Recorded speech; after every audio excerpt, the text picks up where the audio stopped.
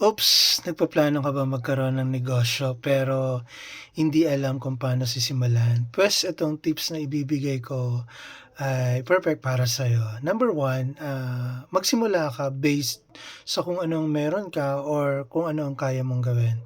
Example, resources. Ano bang talent meron ka? Ano bang kaya mong gawin? Ikaw ba'y magaling sa pagluluto? Puwedeng food. Ikaw ba'y magaling sa fashion, sa mga onlines or computer arts, mga gano'n. So, yun yung example ng resources. Also, yung kung ano ang kaya mong or ano ang meron ka, capital siyempre, kahit maliit or malaki basta merong kang panimula. And location siyempre importante yung kung saan mo ilalagay yung business mo. And second tip is depende sa demand ng nasa paligid mo.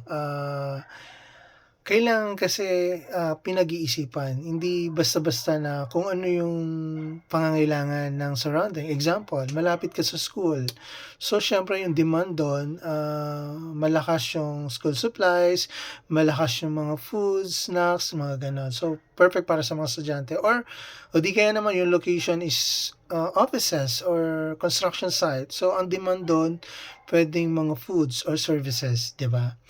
And third tip is kailangan mayroong tamang pagpaplano.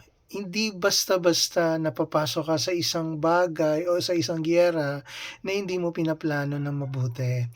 So, kasama sa pinaplano natin ay ano ba yung produkto na, gagawin ko. Ito ba'y product, tangible product or services? How much po ba yung capital na gagamitin ko dito? Ano po ba yung target market ko?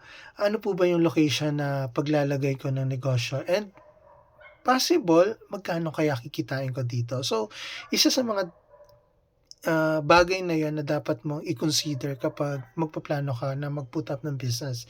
And the fourth one is dahil may product ka na, may business ka na, part sa pagiging negosyante ay taking risk, 'di ba? Sa simula hindi ka naman agad-agad kikita, eh. Hindi naman agad-agad magbo-boom yung negosyo mo.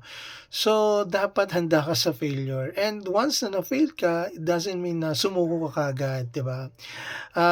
Nandiyan yung ano yung next step na gagawin ko? Ano ba yung puwede kong subukan ulit para makabangon ulit yung negosyo ko? So, handa ka dapat sa taking risk, 'di ba? Ang importante bumangon ka at 'wag kang susuko. And also number five, dahil kumikita na yung negosyo mo, importante na kinokontrol dapat natin yung expense. So, sa business, importante dapat yung personal expenses mo like sa bahay, separate dapat 'yan. Separate din yung sa tindahan.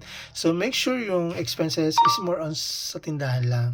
Hindi dapat nagagamit natin yung mga income or yung capital natin para lang sa mga personal bagay. Kasi yun yung ginagamit natin para paikot-ikutin din 'yan, eh. Paikot-ikutin lang din yung capital natin para pang-replenish ng mga product natin. So, dapat kinokontrol natin yung expense. Hindi maaring mas malaki yung expenses mo kaysa dun sa kinikita mo. So, kontrolin natin. And number seven is, alagaan natin yung income ng business.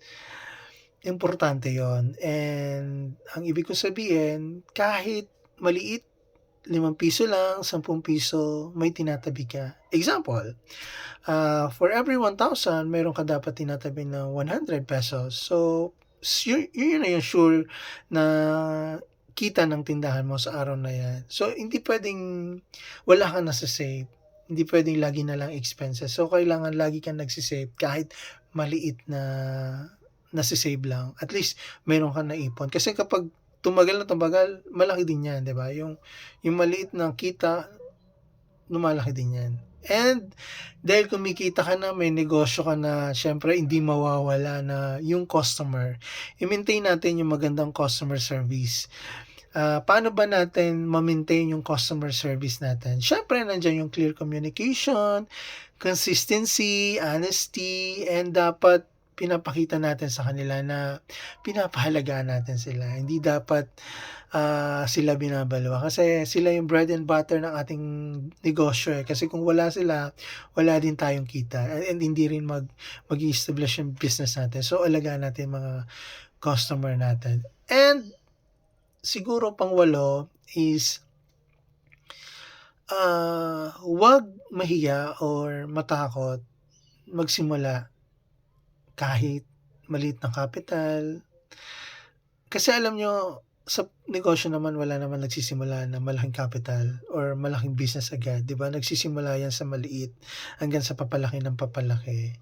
So yun, 'wag mahiya o matakot magsimula kahit maliit na capital lang. And last is, learn from others. Importante yon na kumukuha tayo ng knowledge sa iba, kahit gaano na tayo ka-expert, open pa rin yung ano natin, yung na matuto sa iba. Nandiyan yung onlines, yung mga marami ng negosyante na talagang successful na. So, kuha tayo ng tip para sa kanila.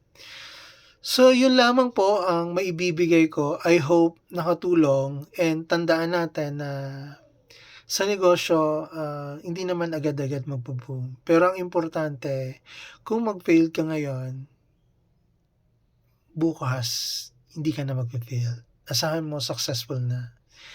Basta samahan mo siya ng faith, tiwala sa sarili, and consistency. So, yun lamang po. Maraming salamat.